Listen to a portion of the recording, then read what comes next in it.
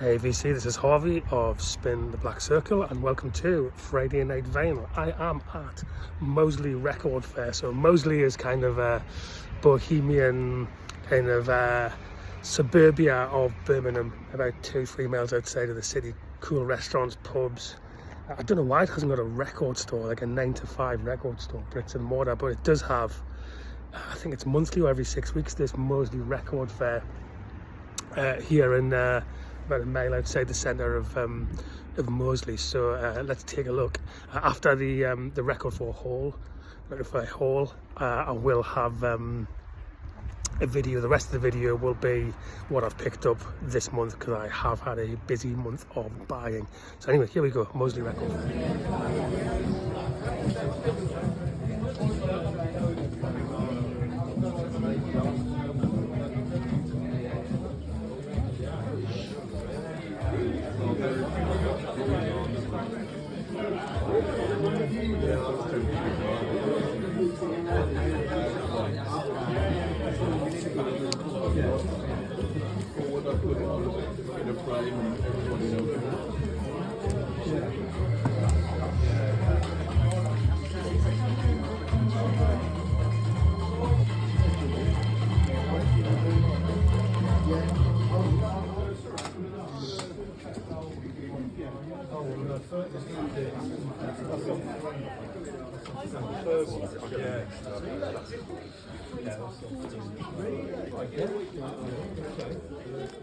So here we are back from Moseley Record Fair, and I really enjoyed it. It's a small stroke compact record fair. It's not Den Bosch, but some really good stalls, and in particular the first time I've seen this jazz store holder who was stocking everything from hard bop through bebop to jazz fusion, big bad jazz.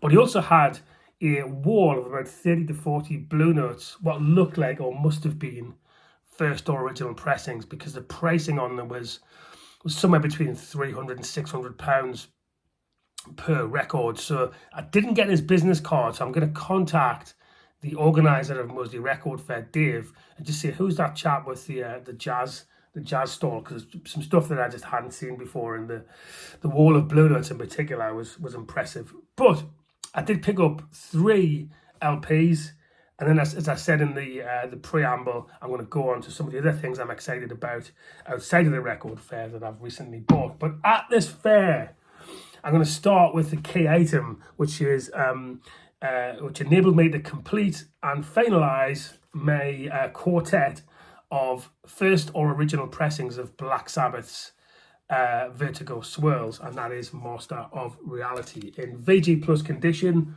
swirl inner. It was £80 and I bought the chap down to 75, and I've spun it already and it sounds fantastic. Must be worth 3 figures, especially now that I've cleaned it up on the old Project VCS, because there's barely a pop or a click anywhere on this, and it's in superb condition, including the cover. It doesn't include the poster. You add a poster to this sucker, then you're talking about hundreds of pounds. But a posterless Black Sabbath Master of Reality with swirl inner. I don't buy these things as some sort of investment. I want it. I've got it, and I'll play the hell out of it. And again, it's not just aesthetics for me. I mean, these are beautiful items, but I've got WWE pressings of the first 4 Sabbath or the first 6 Sabbath albums. I've got NEMS pressings of the first 4, and I've also got the dreadful digital reissues in the first 4 swirls, because then they moved on to the Vertigo Spaceship label and then NEMS. The first 4 swirls just sound, I wouldn't say way better. Let's not have this night and day thing, but they definitely sound more compelling, more propulsive, and the rhythm section in particular on the first 4 Black Sabbath swirls just sounds more lively. There's nothing magical in that. It's been plated from an early pressing. The plates haven't been sitting around for 3 or 4 years and not reissues. So it's not a big surprise that the best way, in my opinion, to hear those first outstanding 4 Sabbath albums is via the swirls. So that's my 4th now. I should do a post about all 4 swirls and a bit of an A/B comparison to some of the other pressings, because it's an interesting one, and some people might take something from it. But there you go, Master of Reality, the key purchase at Moseley Record Fair.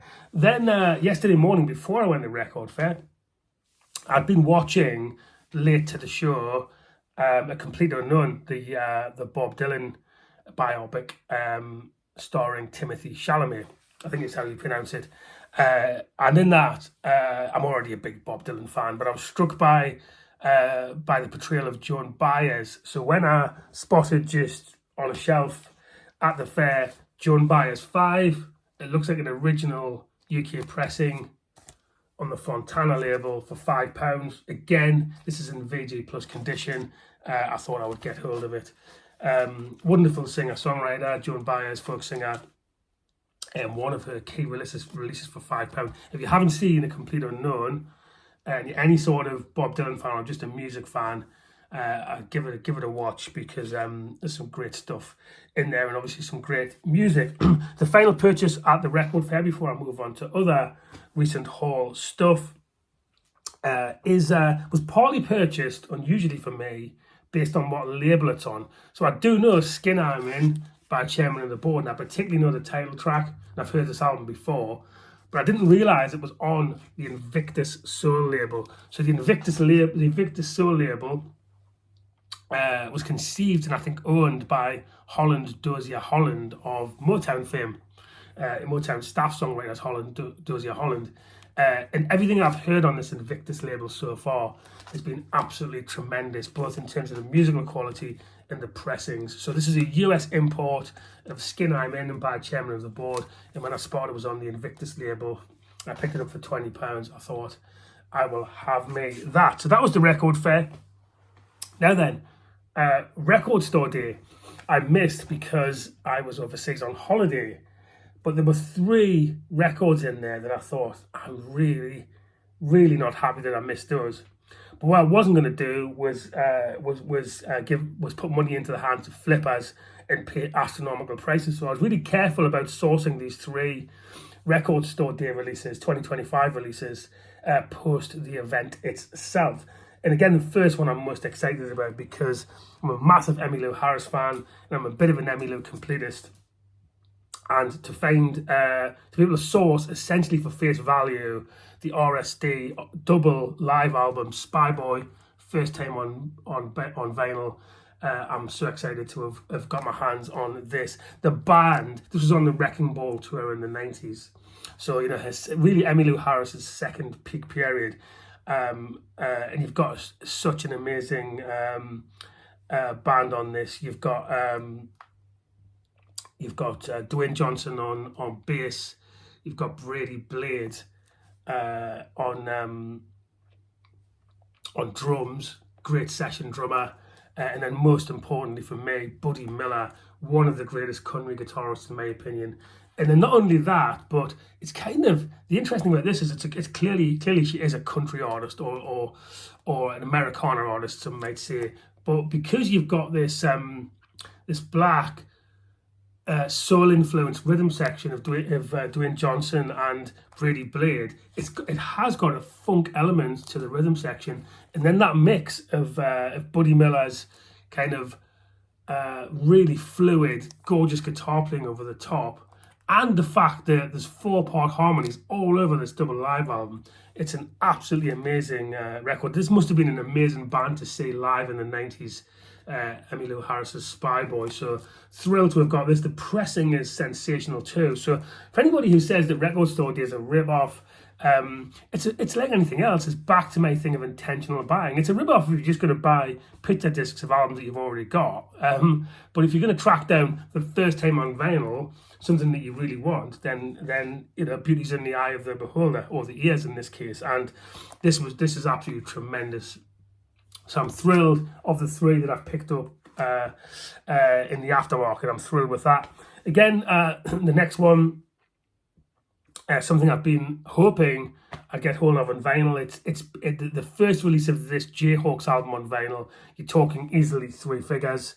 But the Record Store Day release of their second LP, Blue Earth, from 1989.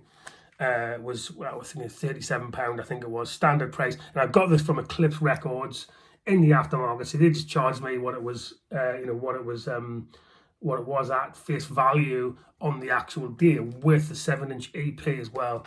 I've just spun this, and it's the gorgeous LP that I've known for some time, but it just sounds really well pressed on vinyl. It's a Rhino pressing, I'm guessing from analog tapes, because it sounds like that. If you don't know the Jayhawks, think the Ghost of Graham Parsons. It's Americana. You've effectively got two singers singing together, two male singers, including Mark Olson, and then a backing band. But this is one of their best LPs, in my opinion. Blue Earth by the Jayhawks. And again, if you wanted to get this outside of Record Store Day, you're talking 3 figures, under £40 for a really good pressing with a 7-inch single. Is that cheap? Possibly not. That's probably close to $50, but it certainly is a lot cheaper, a lot more reasonable than trying to pick up an original pressing.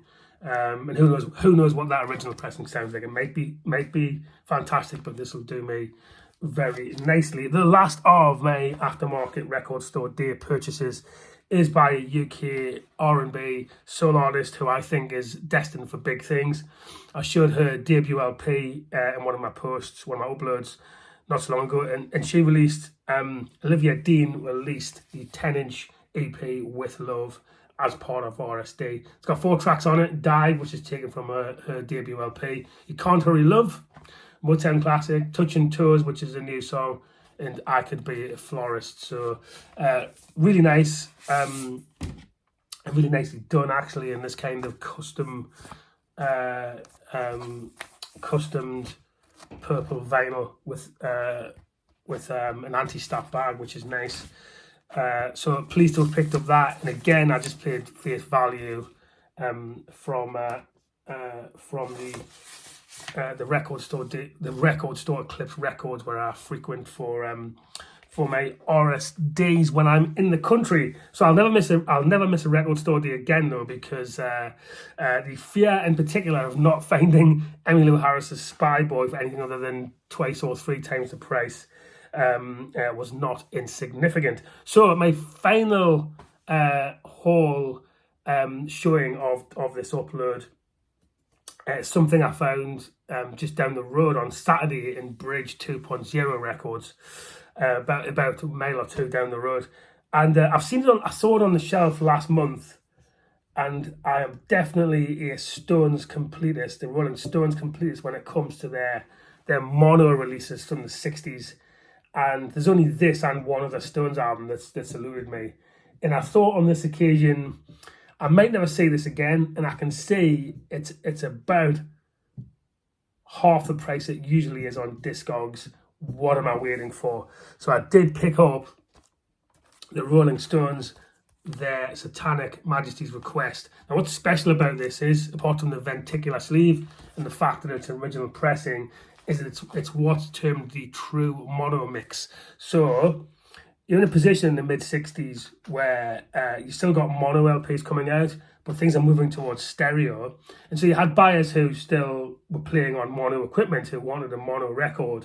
And so what they would often do, bands of that era, is record it, mix it in stereo, but then fold it down into mono. So it's not a true mono if that happens, because you've just got a stereo mixed album where someone presses a button and it folds into mono, as opposed to being something that was mixed in mono. So to have a true mono mix of this 1967 Stones LP versus later in the pressings where it changed actually to a fold down is pretty special. And there's two ways of denoting whether you've got a true mono mix. The first is it should have the letter P in the dead wax, certainly on side 1, and the audible difference, apart from the fact it sounds better, of a true mono mix of their Satanic Majesty's Request, is at the start of the song The Lantern.